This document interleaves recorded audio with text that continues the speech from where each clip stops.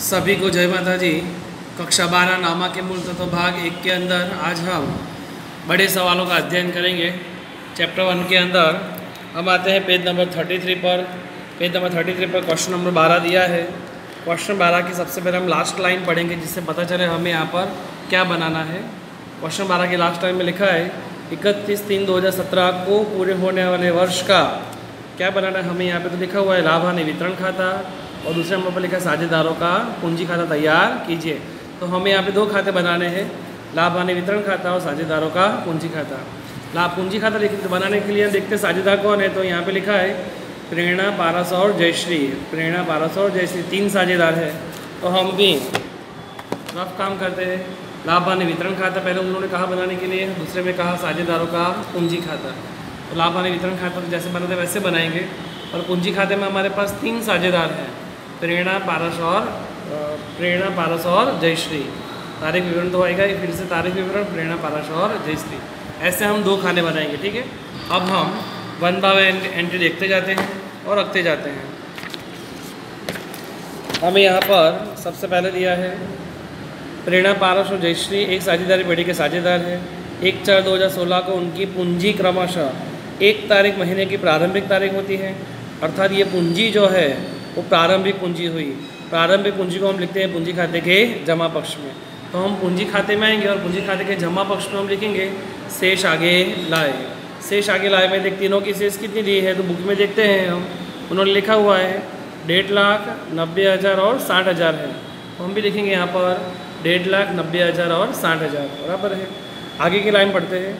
उनका आहरण निम्नानुसार था। तो आहरण दिया है प्रेरणा का 1/7/2016 को 15,000 का, और पारस का 31/10/2016 को 24,000 का।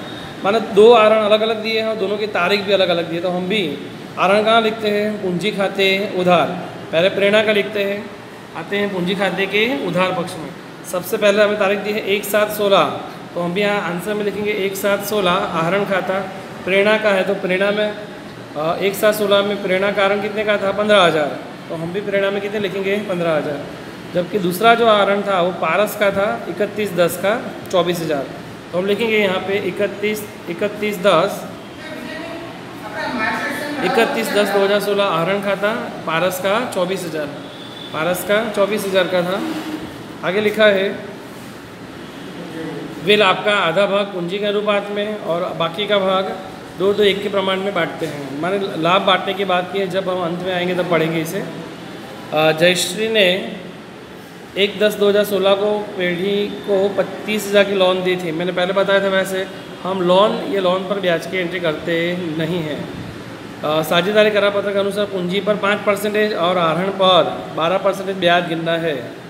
पूंजी पर कितना परसेंटेज है, 5%। तो मैंने बताया था कल ही कि पूंजी जमा होती है पूंजी खाते, तो पूंजी पर ब्याज भी क्या करेंगे, जमा। 5% ब्याज है तो 1.5 लाख का 5% 7,500, 90,000 का 5% 4,500, और 60,000 का 5% 3,000। तो लिखेंगे पूंजी पर ब्याज। यदि पूंजी पर ब्याज पूंजी खाते जमा में हुआ तो वितरण खाते क्या करेंगे, उधार। उधार में लिखेंगे हम यहाँ पे पूंजी पर ब्याज। प्रेरणा, पारस और जयश्री जो तीनों का टोटल लिखा बाहर। आगे उसने किस पर ब्याज कहा था, आहरण पर 12% ब्याज गिनना है। तो आहरण यहाँ पे 2 प्रकार के थे। प्रेरणा का आहरण था 1/7/16 का था, तो हम रफ काम में लिखते हैं प्रेरणा आहरण ब्याज की गणना में प्रेरणा का 1/7/16 का आहरण था, जबकि पारस का कब आहरण था, 31/10/2016 का था। पारस का जो आहरण है वो यहाँ पर 31/10/2016 का है। हम पारस का आहरण लिखा 31/10/2016 का। अब मैंने पहले सिखाया था वैसे 1/7/16 से 31/3/17, तो 7वें महीने की पहली तारीख, 7वां महीने ध्यान में लेंगे तो 7, 8, 9, 10, 11, 12, ये तीसरा महीना है तो 1, 2, 3, 6 और 3, 9 मास हुए। तो PR के हिसाब से प्राइस प्रेरणा के आहरण की प्राइस कितनी थी, 15,000। तो 15,000 लिया। बुक में दिखा है उसका रेट कितना परसेंटेज था, 12% है। तो हमने लिखा है यहाँ पे 12/100, और कितने महीने आए 9, तो 9/12। तो प्रेरणा सादुर दिया, गुणा करके भाग देने का, तो आंसर आएगा 1,350। ठीक है। वैसे ही पारस से कब आहरण है, 31/10/2016, अंतिम तारीख है 31/3/2017। 31/10 है 10वें महीने की अंतिम तारीख, तो 10वां महीना ध्यान में लेंगे नहीं। 10वें के बाद कौन सा महीना आता है, 11वां, 11, 12, फिर 1, 2, 3, कितने महीने हुए टोटल, 5 मास। ERN पारस के आहरण की प्राइस देखा जाए तो पारस का आहरण खाता कितने का है 24,000, तो 24,000 12% रेट है और 5 मास से तो 5/12 साधु दिया 1200। आहरण पर ब्याज आप जानते हो, यदि आहरण उधार किया है तो आहरण पर ब्याज भी क्या होगा, पूंजी खाते उधार में लिखेंगे 31/3/2017 अंतिम तारीख। प्रेरणा का ब्याज आया था हमारे पास, यहाँ पर लिखा है मैंने 1350 और पारस का आया था 1200, तो हम यहाँ लिख रहे हैं प्रेरणा में 1350, पारस का 1200। अगर ये यहाँ पे उधार है ब्याज की डबल एंट्री यहाँ पे क्या करेंगे हम, पूंजी खाते वितरण खाते में जमा पक्ष में लिखेंगे आहरण पर ब्याज प्रेरणा और पारस। हमने 2 एंट्री दी दोनों ब्याज की, एक दिया हमने पूंजी पर ब्याज और दूसरा दिया हमने आहरण पर ब्याज, और दोनों की क्रॉस एंट्री दी। आगे देखते हैं। पारस को पेढ़ी में सक्रिय कार्य करने के बदले वार्षिक 18,000 का वेतन देना है। किसको वेतन देना है, पारस को क्या देना है, 18,000 का वेतन। आप जानते हो वेतन कहाँ पे आएगा, पूंजी खाते के जमा पक्ष में लिखेंगे वेतन खाते। पारस को देना तो पारस में लिखेंगे 18,000। अगर पूंजी खाते में जमा हुआ तो वितरण खाते में हम क्या करेंगे, उधार में लिखेंगे पारस का वेतन 18,000। आगे देखते हैं।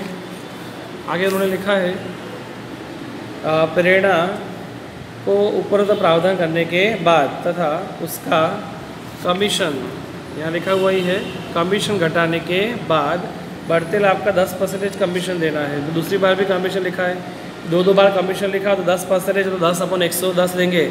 ऐसे में शॉर्टकट मेथड में आगे पहले सिखाया था। फिर से किसको कमीशन देना है यहाँ पे, तो लिखा हुआ है प्रेरणा को उपरोक्त प्रावधान करने के बाद और कमीशन घटाने के बाद बढ़ते लाभ का 10% कमीशन दे रहा है। तो यहाँ ध्यान रखिएगा कमीशन घटाने के बाद 10% कमीशन दे रहा है। सेंटेंस में कमीशन 2 बार लिखा हुआ है तो हम 10/110 करेंगे। अगर 8 होता तो 8/108 करते, 5 होता तो 5/105 करते। यहाँ पे 10 है तो 10/110 करेंगे कमीशन के लिए। 31/3/2017 के ऊपर संभाजन से पहले और सदस्य की लोन पर ब्याज गिनने के बाद पेढ़ी का लाभ 129,450 का है। तो लाभ आप जानते हो, लाभ लिखते हैं लाभ हानि वितरण खाते के जमा पक्ष में 129,450। फिर लिखा है उन्होंने ऊपर तो समायोजन के असर देने के बाद लाभ हानि पूंजी खाते लिखने के बाद। तो पहले हम लाभ हानि को पूंजी खाते लिख देते हैं, फिर आगे का सवाल पढ़ते हैं। लाभ हानि ढूंढने के लिए सबसे पहले हम लाभ हानि वितरण खाता बंद करेंगे।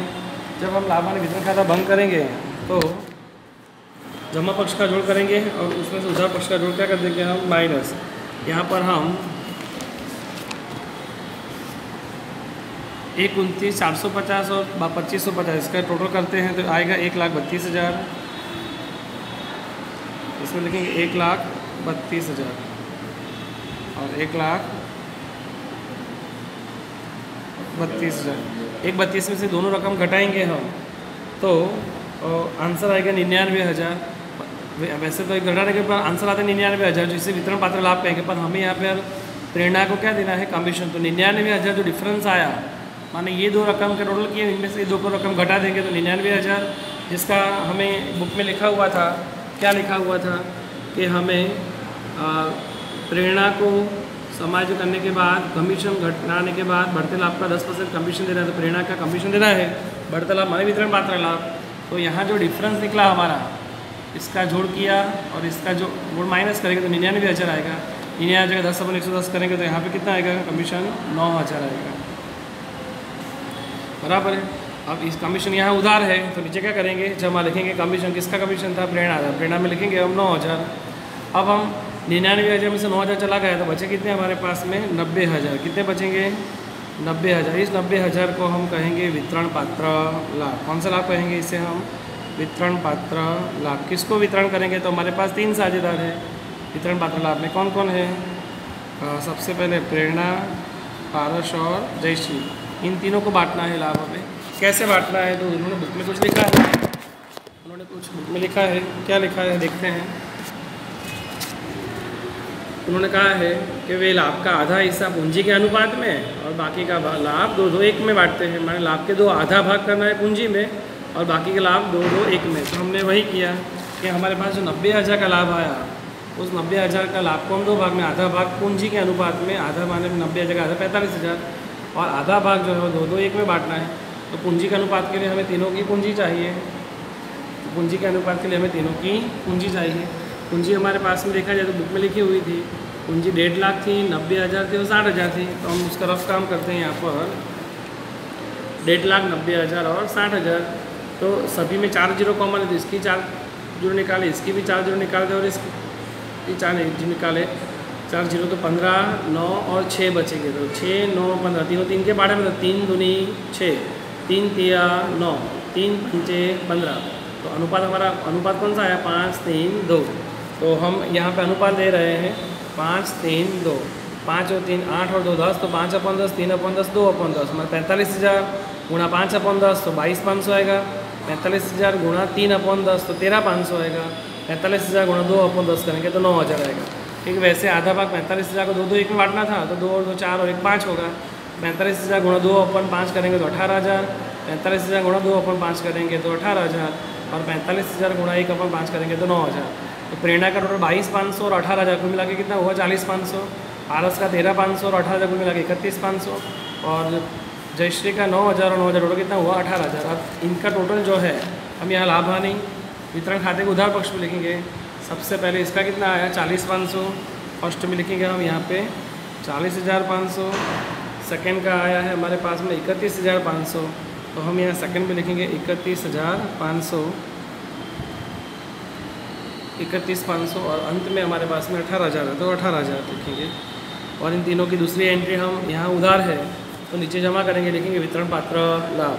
तीनों में लिखेंगे प्रेरणा, पारस और जयश्री। तो लिखा वितरण पात्र लाभ तीनों में बांट दिया जो भी था वो। अब हम आगे का सवाल देखते हैं। उन्होंने कुछ अलग कहा है आज के क्वेश्चन में। उन्होंने लिखा है ऊपर को समायोजन की असर देने के बाद लाभ हानि पूंजी खाते लिखने के बाद, तो हम यहाँ लाभ हानि पूंजी खाते लिख दिया। अब क्या करना है? तो उन्होंने लिखा है पूंजी खाते लिखने के बाद कुल पूंजी वर्ष की प्रारंभ की कुल पूंजी जितनी ही रखना का ठहराव किया गया है।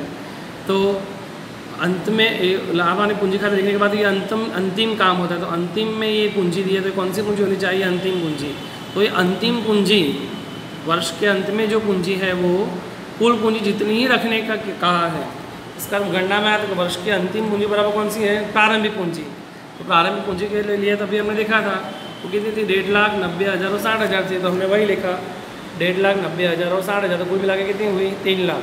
3 लाख कौन से भाग में बांटा? तो उन्होंने लिखा है कि पूंजी को 2:1 में अनुपात में होना चाहिए। तो उसको हम 2:2:1, 2 4 और 1 5 करेंगे। 2/5, 2/5 और 1/5, यानी 21 और 60,000 आएगा। इसका करेंगे तो अंतिम पूंजी को हम कहते हैं शेष आगे ले गए। इस क्वेश्चन में हम यहाँ पर अंतिम तारीख को दिया हुआ है कि शेष आगे ले गए।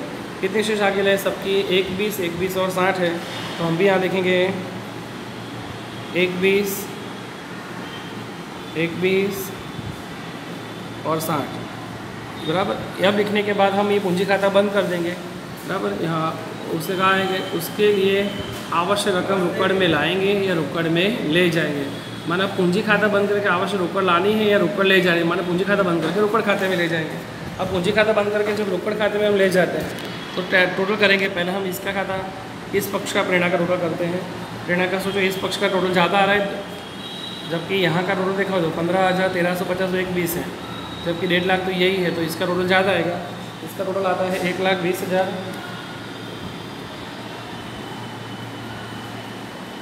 यहाँ पे भी लिखेंगे हम ऐसा 1,20,000। 1,20,000 में से सोचो 20 और डिफरेंस निकल रहा है। इस डिफरेंस को हम कहेंगे, यहाँ डिफरेंस निकल रहा है यानी 1,20 टोटल जो उसमें से 1 2 3 तीनों रकम घटाएंगे हम, तो यहाँ डिफरेंस मिलेगा हमें 70,650। 70,650। इसके सामने ये डिफरेंस को हम लिखेंगे रोकड़ खाते। कौन से खाते लिखेंगे हम? रोकड़ खाते, क्योंकि यहाँ पे शेष आगे ले गए दे दी है तो डिफरेंस को हम रोकड़ खाते ले जाएंगे। ठीक है। वैसे पारस का देखें, पारस का इस पक्ष का और इस पक्ष का टोटल करते हैं तो ये पक्ष का टोटल ज़्यादा आ रहा है पारस का, ये पक्ष का टोटल ज़्यादा आ रहा है। तो यहाँ पे लिखेंगे 1,45,200 टोटल आ रहा है। 1,45,200। यहाँ पे भी लिखेंगे हम 1,45,200। ये सब रकम घटाएंगे, सभी रकम इसमें टोटल में से घटाएंगे।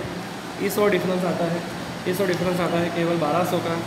इस 1,200 की रकम को भी हम ले जाएंगे रोकड़ खाते में।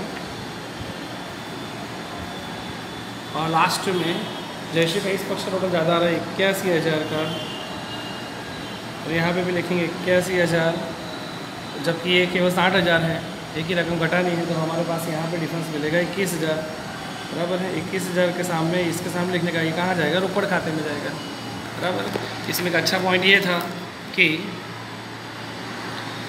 यहाँ पे अच्छा पॉइंट ये था कि यहाँ पे शेष आगे ले गए दे दी है, और डिफरेंस हम ले जाएंगे रोकड़ खाते में। थैंक यू बेटा, सभी को जय माता दी। आज का होमवर्क में भी आप सभी स्टूडेंट्स यही क्वेश्चन नंबर 12 फिर से गिनोगे।